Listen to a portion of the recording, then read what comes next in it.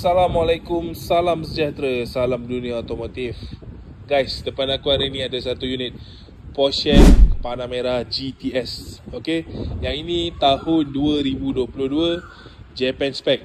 Alright, so untuk unit yang ini kita nak jual pada harga 788,000 sahaja. Okay, 788,000 ringgit Malaysia. Alright, so untuk unit ni kita ada satu saja dalam showroom.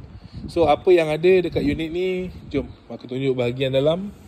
So untuk first, dia datang dengan vacuum door.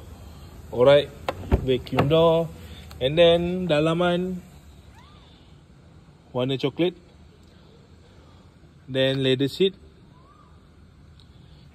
Yang ini mileage 49,000. Okay, so dia datang sekali dengan Sport Chrono. And then sound system Boss. Okay, so untuk unit yang ini,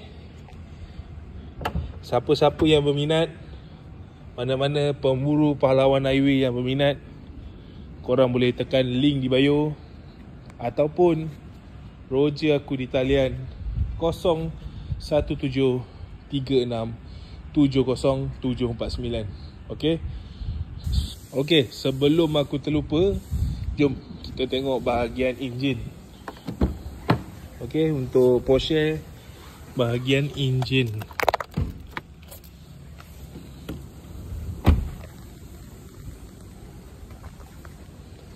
So untuk unit yang ini datang dengan 4.0 liter.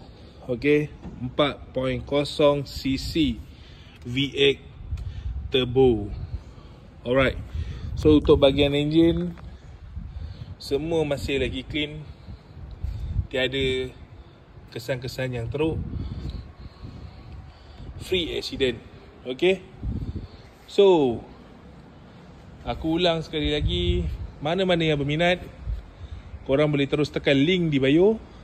Ataupun kalau link tak boleh nak tekan, korang Roger aku di talian 0173670749. Alright, siapa cepat dia dapat first come first serve. Alright, harga korang datang dululah, kita bincang kemudian. InsyaAllah kita boleh bincang lagi. Alright,